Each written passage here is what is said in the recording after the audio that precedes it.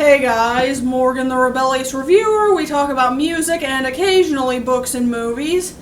And today I'm going to be reviewing the newest album from Emily Scott Robinson titled American Siren. So, I first heard about alternative country singer Emily Scott Robinson through Spectrum Pulse's review of her debut album Traveling Mercies back in 2018. I didn't listen to the whole album, and I still haven't, but after hearing American Siren, I may have to, because this album is excellent. I loved the opening track, Old Gods, from the moment I heard it. It's soothing and mellow, yet also extremely catchy. I also love the lyrics on this particular track. They tell the story of a woman who misses her loved one, but she's kind of unsure of whether her memory of him is genuinely as great as he actually was. And eventually she accepts that he's probably not coming back and that she'll have to walk these dark roads alone. As someone who has trouble maintaining friendships with people, I can actually relate to that final sentiment. Sometimes you just have to walk these roads alone, even if you wish someone out there would help. It's a deep, melancholic song and a great way to kick off this album. After that, we get Things You Learn the Hard Way. This song is a bit more lighthearted as Emily Scott Robinson gives advice to her daughter and reminisces on some mistakes she's made in the past.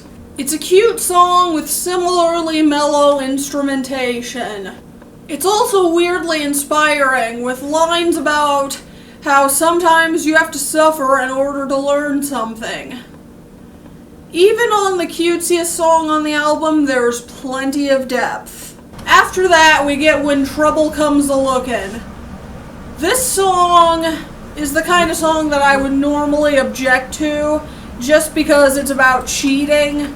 But I can't do that because, one, it sounds beautiful, and two, in this song, both people seem to be aware that cheating is normally considered wrong, and it's also implied that the woman is mistreated, so that justifies it a little bit. Also, I love how the end of this song implies that both people involved have found a new kind of faith, with the guy who is I think a preacher changing his mind about God, and the woman changing her mind about her husband. And this ending leads quite nicely into the next song, Let 'Em Burn. Let 'Em Burn is a much gloomier song than the previous two, both musically and lyrically. It tells the story of a woman who lives the ideal, nice Christian girl life with a white picket fence, a husband, and she goes to church. However, she eventually realizes she wants something more and ends up just burning her whole life down and starting fresh. It's about as rebellious as a punk song, only much more mellow and beautiful. Really, that's how I would describe this album in general. Introspective, intelligent, and at times heartbreaking. Granted, the next song, Cheap Seats, isn't as deep. It's just a song about going from being a waitress to being a musician who's now signed to a record label.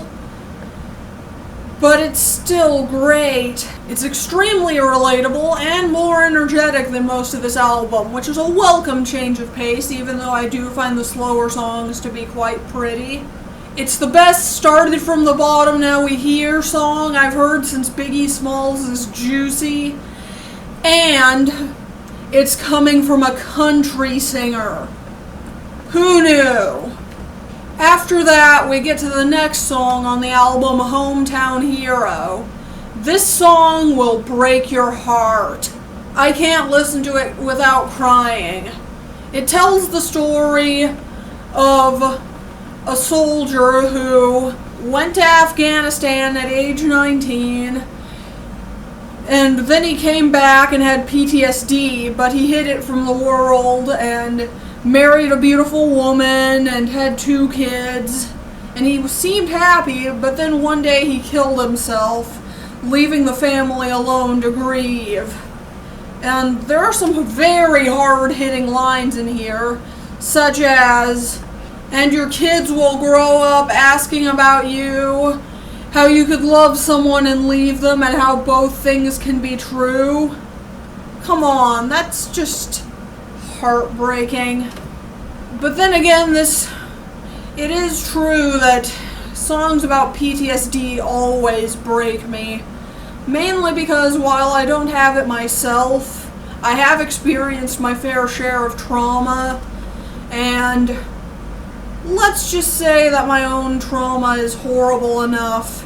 I can only imagine what someone with PTSD must be dealing with. After that, we get the somewhat more hopeful but still sad song, "A Lost Woman's Prayer." This song tells the story of 2 women who meet each other at a bar and end up becoming friends because both of them are broken. Despite the fact that they're both broken, they find comfort in each other. Honestly, I wish I had someone like that. This song also has a stunning fiddle solo at the end. Then there's the next song, "Every Day in Faith." This song is fantastic lyrically.